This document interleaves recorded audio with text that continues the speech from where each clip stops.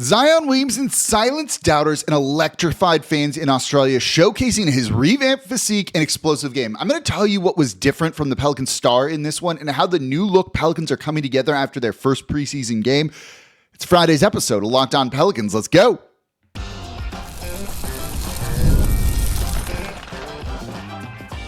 You are Locked On Pelicans, your daily New Orleans Pelicans podcast, part of the Locked On Podcast Network. Your team every day. Welcome to another edition of Locked On Pelicans, the daily podcast covering your favorite team, the New Orleans Pelicans and NBA, part of the Locked On Podcast Network, your team every day, available wherever you get your podcasts and available on YouTube. I'm your host, Pelicans Insider, credential member of the media, Jake Madison, at NOLA Jake on Twitter. Here we go on this Friday morning. We've been up since about 4 a.m. here. The show's a little bit later than normal because we are recapping the Pelicans' first preseason game, beating Melbourne. I've been pronouncing that incorrectly, and I apologize for that. 107-97. Zion Williamson looking awesome. Trey Murphy looking awesome. We're going to get into how Jordan Poole added a different dynamic to this team. Look at the rookie Jeremiah Fears and some other standout performances in this one. So if you didn't watch the game live, I got you covered as soon as I could here over at the Locked On Pelicans podcast. Today's episode is brought to you by FanDuel. Right now, new customers can bet just $5, and if your bet wins, you're going to get $300 in bonus bets to use across the app. Head to FanDuel.com to get started. And of course, thank you for making Locked On Pelicans your first listen today and every day. We are here Monday through Friday, the #1 Pelicans podcast, covering everything you want to know about this Pelicans team. So please subscribe wherever you get your podcasts. Join over 12,000 Pelicans fans on YouTube as well. And don't forget, you can watch Locked On Pelicans every single weekday at 10:30 a.m. on the Gulf Coast Sports and Entertainment Network. Same place you watch your Pelicans play. If you're watching the game this morning, just leave Gulf Coast Sports and Entertainment on and you'll get this recap coming soon after, which is a really cool thing. So let's get into the Pelicans 107-97, a little bit closer than you'd like, win over Melbourne United. But it's worth noting that Zion Williamson did not play in the second half of this game. And look, he didn't need to because he looked good. You've wanted actions behind the words that he said at media day in the offseason. You wanted actions kind of behind the new look physique, him coming in the best shape of his career. You saw it in this game. I told you in yesterday's show that this game is more about the eye test than the stats. And that was basically everyone passing, including Zion Williamson. 15 points on 5 of 8 shooting, went to the line 7 times, 5 assists, 2 steals, 2 rebounds.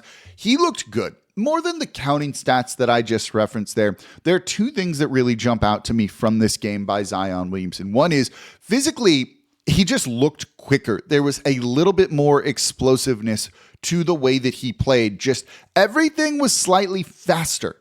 The movements were a little bit more lightning, explosive, quick. And that's what you wanted to see from him.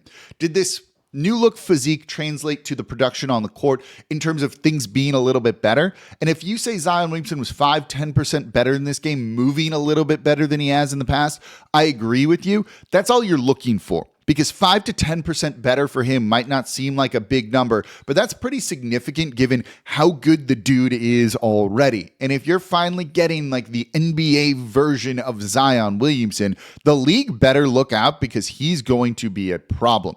He was quick off the dribble, getting downhill, attacking. Those fast twitch movements, your initial move to try and blow past your defender, worked. He's not playing against NBA players, but the fact is, it looked pretty good in this game. More than that, which might be the more impressive thing from him, is the leadership that he showed in this game. Lyle Swithenbank was there, boots on the ground, Pelicans podcaster. I asked him to see if Zion was going to warm up. He got there early enough to find out. Zion Williamson went through a normal shoot-around warm-up before the layup lines, which he hasn't always done. That's an encouraging sign. That is a big, important sign to me. You also saw Lyle tweet out late in the game after Zion had been pulled and wasn't playing in the second half that he was active on the bench. He was engaged with the rookies in particular, trying to coach them up during timeouts when there were breaks in play, trying to just kind of show ownership over this team a little bit more here, I think. And you saw it at least in the first preseason game. So that's a really important thing. You know, in his interview after the game, he said, "Everyone did their thing, especially my young guys. my young guys. Hear that for a second. If we ever heard that kind of level of leadership from Zion Williamson, not really. This is actions, right? Those are words too, but they're actions as well. This is him doing things differently than he's done before, and that's been a really needed thing for him to do. So he looked fantastic. Stats, whatever. I don't really care about those. It was more the eye test, and Zion Williamson passed with flying colors here. Another player that passed with flying colors in this one was Trey Murphy III, who came out and at times looked like a number one option for this team. 18 points on 7 of 13 shooting. The 3-point shot wasn't falling, 2 of 7 there. 3 steals, 1 rebound. You know, him scoring at different levels is what he had been working on and kind of what you wanted to see from him in this game. He opened the scoring with a mid-range jumper, showing off that he had been working on that, trying to be more than just 3-pointers and dunks, but having that kind of mid-range game to use when you need to. He only took 2 mid-range shots in this one. You want him to have that because it's self-creation. He's kind of been a little bit reliant on others to create his own shot outside of straight line drives. Him adding that mid-range jumper in, which is an entirely different shooting mechanic than a 3-point shot. So it's not like, well, he makes 3, so he should be able to do this. It's not quite as easy as that. This is someone who showed off more of that self-creation, whether it was driving to the basket and using different moves to get there, something that he has been improving steadily on over the past 2 years. You've really seen that growth from him. But in this game, trying to kind of be more of an all-around scorer, he looked like the number 2 guy on the team. And that was a very encouraging thing to see. Trey Murphy looks like he is on a mission this year. And I like that the aggression was there in every single minute he played. It would have been very easy for this Pelicans team to be like, we're not playing NBA players. Let's just kind of take it easy. We had a long flight. We're a little jet lag, tired, whatever it might be. We don't want to totally do this. And they came out and played with the right kind of intensity. So to see that leadership from Zion Williamson, the intensity from Zion Williamson, the growth from Trey Murphy in the offensive game, that's highly encouraging. You know, a lot of people, Patrick Beverley of all people is tweeting out, don't sleep on the Pelicans. Everyone's been sleeping on this team. Pretty much everyone has been sleeping on this team, but in this game, and again, it's not against NBA opponents. Really keep that in mind. Grain of salt with some of this. That's why you're looking at the eye test. The eye test looked good. And seeing that from your top 2 guys, 2.5 guys, right? Zion, Trey, we'll get to Jordan Poole in a second here. So top 1.5 guys, I guess is what I'm trying to say. I like that, right? Your stars are what's going to win you games. The Pelicans can talk about depth all they want, but if Zion plays like this and looks like this, then you're going to be in good shape. If Trey Murphy takes a leap, this team will be in good shape too. And if Jordan Poole plays like the dynamic guard that he was in this game, and we'll talk about him next, I thought he looked great. That's really encouraging too. Zion Williamson said on Saturday's game, which is 10 p.m. Central, so we don't have to wake up early, so that's great, that he hopefully will be getting more minutes. So I think we'll kind of start to kind of get a bigger picture. It's going to be better to evaluate these games as like both of them kind of combined versus just doing one at a time, but we're doing what we can here, so we only got one game. But overall, the team looked really, really good. Really, really good. I was happy with that. You know, there are a couple turnovers, things like that they need to clean up. This team has very little continuity together, so they're going to have turnovers. They're going to have moments where they don't look particularly great because a lot of these guys haven't played together.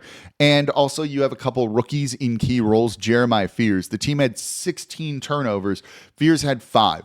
Right? If you take out Fears there and you add 1 to his thing instead of 5, all of a sudden you're looking at 12 turnovers, and that's a fine number for the Pelicans to have instead of the 16.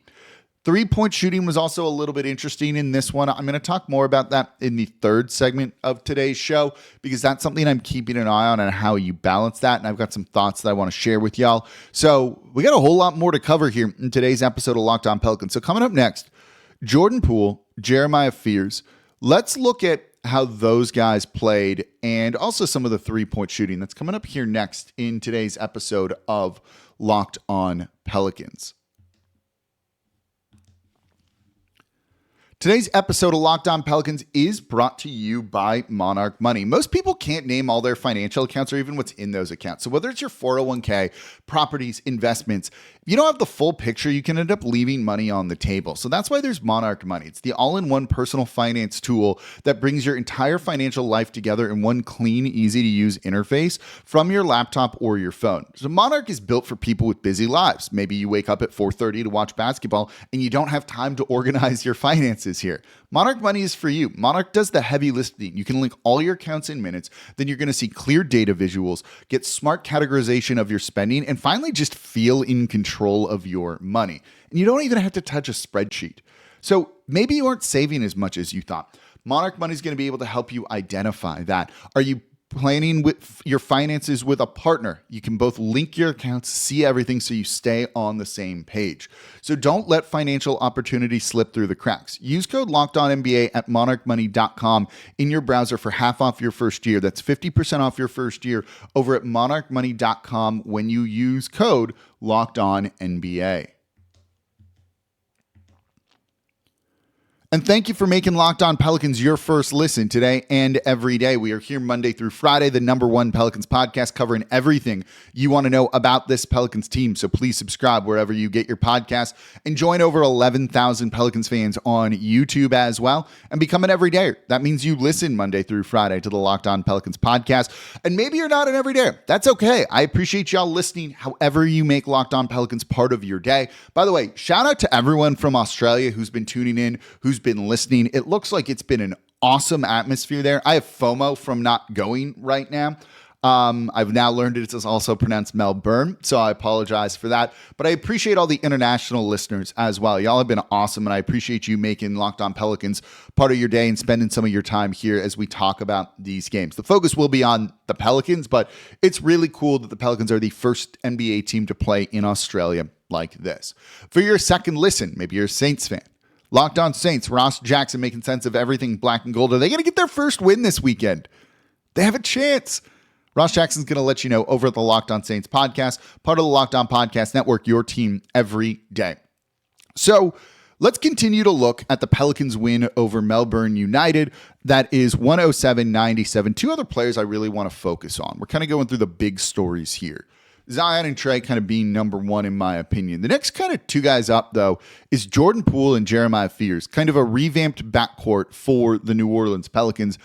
You know, the stats don't look like the prettiest here. Jordan Poole, 3 of 9 from the field, 1 of 6 from deep, 11 points, 4 assists, 4 rebounds. But he got to the line 5 times. To actually get 11 points on 9 shot attempts when you're 3 of 9 speaks to the way that he was playing. And this is why they traded for him. One of the reasons why they traded for him. He has more self-creation than CJ McCollum did. CJ's more of a spot-up guy, but the Pelicans realized they need more guys who can kind of just get their own shot, create their own shot. Jordan Poole can do that, right? Jordan Poole is a bucket getter. It's as simple as that. And when his shot isn't falling, what he decided to do instead was, all right, I'm going to attack the basket. That is going to be an identity of this team, a strength of this team all year, and we'll talk about it with Jeremiah Fears in a second. Zion Williamson is a line drive guy that's going to score in the paint, at the rim, get fouled, go to the line. Take advantage of that. Zion Williamson can single-handedly get a team into the bonus, meaning everybody at that point in time can then just get easy free throws, which is the most efficient shot in the NBA. Might not be the most fun to watch, but if you're going to the line a ton, you're likely winning your games.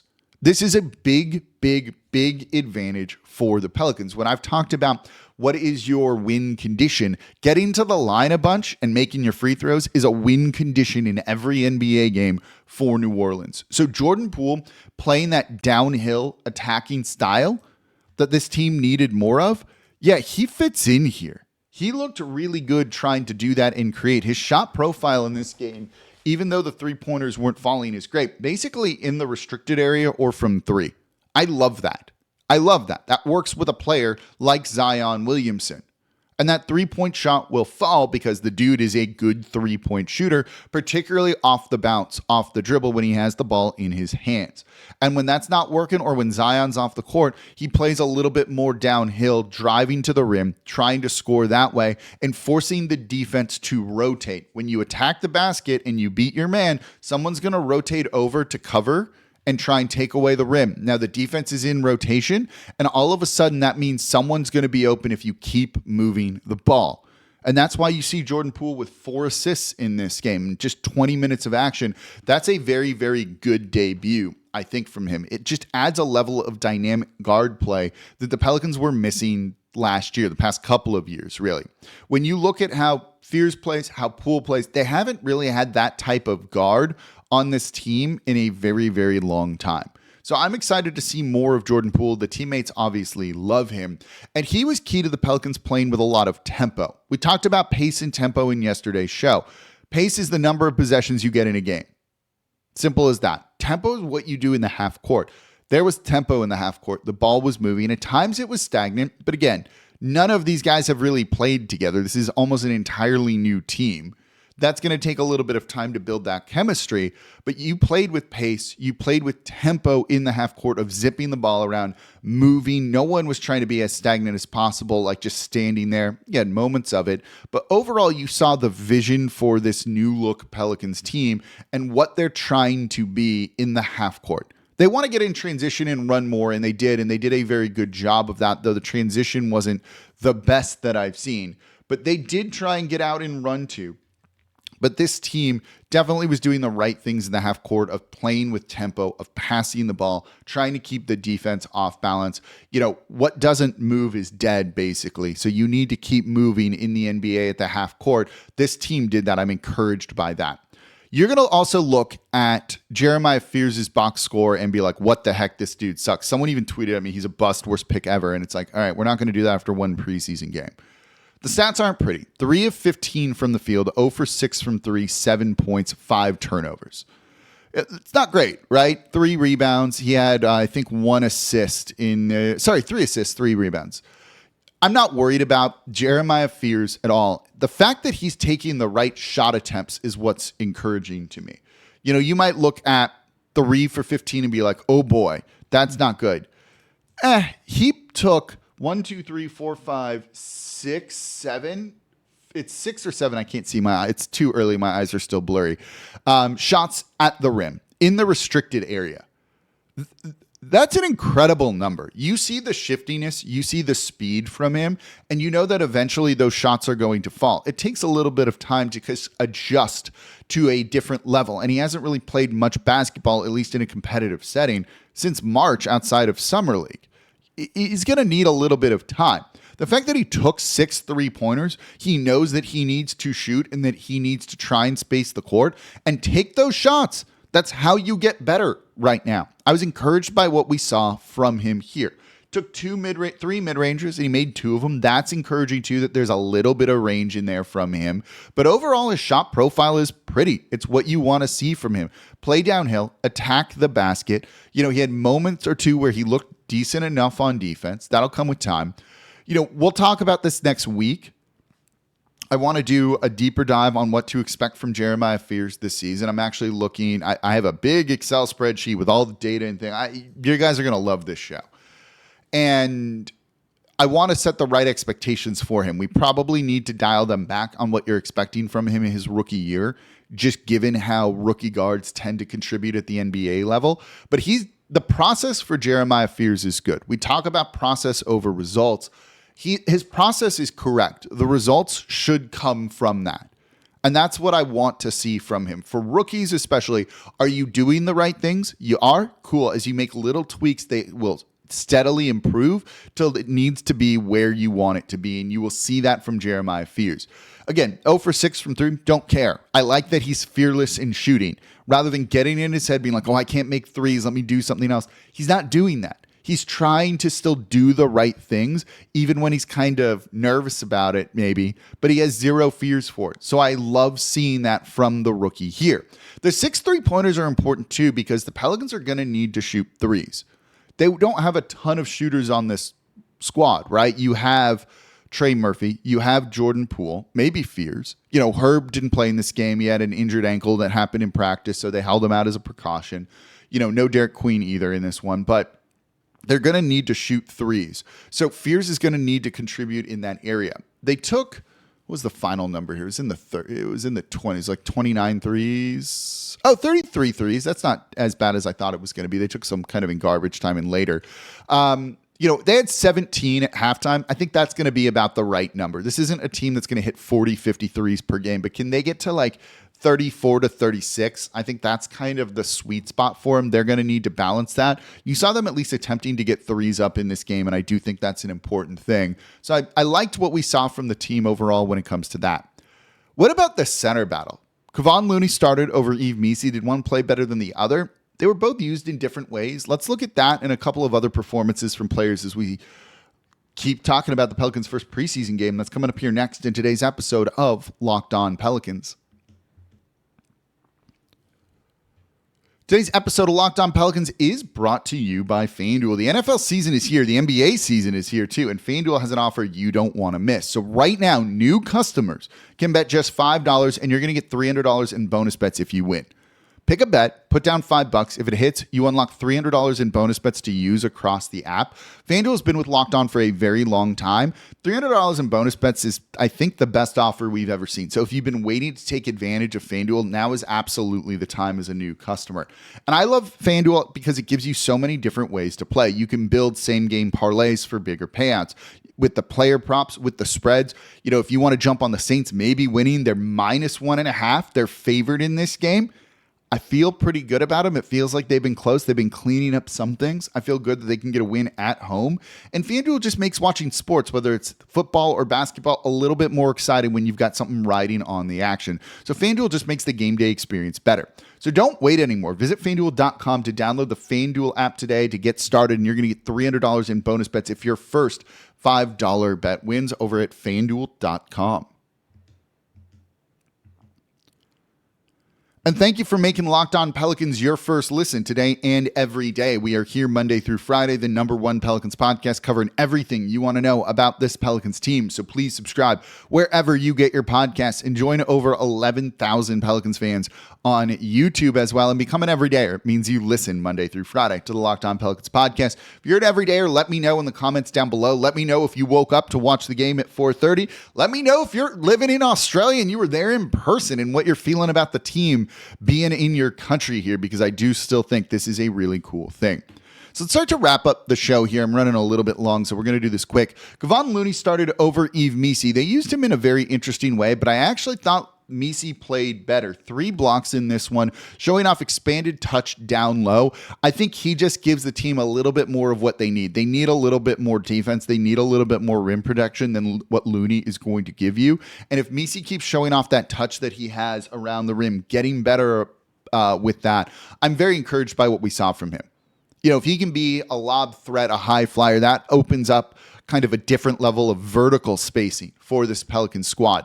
Looney was used in some really interesting offensive sets from the start. They like him kind of as a passer and what he's going to be capable of doing in terms of moving the ball, I think. You saw him with 2 assists in this game. That was cool to see. They got him the ball in the post, let kind of guys rotate around him a little bit till someone got some space, kicked it back out. You saw some really smart things using Kevon Looney as just that veteran who knows how to play. Just the dude that gets it. You put him on the court and you're like, yeah, this is good. This will work. You saw that from Kevon Looney in this one here. So I was happy to see how he was used too. I just like Missi a little bit more, I think, as a starter. So overall, they played pretty similarly in my opinion, but I liked the shot blocking. I like the athleticism from Missi. I think that could be a real advantage for this team. Let's quickly look at Jose Alvarado as well. I was curious what his role was going to be coming in. Jeremiah Fears and Micah Peavy were the first subs in. And Willie Green said, don't read too much into this rotation. We're not going to give the full rotation here yet. We're still working through all of that. But Fears kind of maybe is your backup point guard. So where does that leave a guy like Jose Alvarado? If you have been listening in the offseason when I talked about, what he's going to need to do more of in in this offense in this season. It's you need to be more of a 3-point shooter. It's less the driving, attacking, point guard Jose and more of an off-ball spot-up shooter Jose. Cool. He did it. That's exactly how they used him. That's what he did. He was 4 of 5 from the field, but 3 of 4 from deep, 11 points, 3 rebounds, 1 assist, 1 steal here from him. That's perfect. If he can make 3 threes per game or somewhere in that range, you're going to feel really good about what his contributions to the team are going to be. They need him to do that. They're going to need 3-point shooting. You're going to need to piecemeal it together a little bit. Jose giving you a couple of threes per game, that's part of that process. That's how you're going to kind of cobble it all together. They needed that from him. They got that from him. So that was a very encouraging sign. I think you'll see him continue to be used off ball, used as a defensive pest and just annoying guy out there on the court that we absolutely love. He'll have times when he can be the point guard. His off ball activity is really important too. You saw a nice drive down the baseline for a very difficult finish and score. So there will be moments when but that was also created because he was in the short corner and they closed out on him hard because they were worried about his 3-point shooting, which just made that drive to the basket a little bit easier. 3-point shooting for Jose is going to be a real big key, not just for him, but for the team this season. Finally, let's look at Micah Peavy here. 2nd-round pick for the Pelicans. He did really well in this one. 3 of 5 from the field, 1 of 1 from deep, 7 points on the night, 3 steals. He was good defensively. This is why they drafted him, because he's played in Georgetown and from that area. But he looks like he's kind of defensively ready for the NBA. And for a team that, really slipped in defense last year in an area that they want to improve. And that the best way for them to improve in that is just make baskets on the other end. But having a guy that can come in and give you spot minutes that's going to be a good enough defender in PV, that's great. He's athletic. You saw a couple of really nice scores from him as well. So overall, a good showing for his NBA debut. Efficiency is going to be key for a guy like him. He definitely did that. So happy with what we saw. Happy overall, right? It's a preseason game. Don't read too much into it against a non-NBA team, but this was a lot of fun. The crowd was hyped. It was a sellout. Everything has just been going great with this trip to Australia. The hospitality and everything from what I've heard is fantastic. Looking good for the Pelicans to start. We got another game Saturday, 10 p.m. We will recap that one here on Locked On Pelicans, and that's going to do it for this episode of Locked On Pelicans. We appreciate y'all so much for listening. As always, I'm your host, Jake Madison, at NolaJake on Twitter. This is the Locked On Pelicans podcast, part of the Locked On Podcast Network, your team every day. See y'all next time.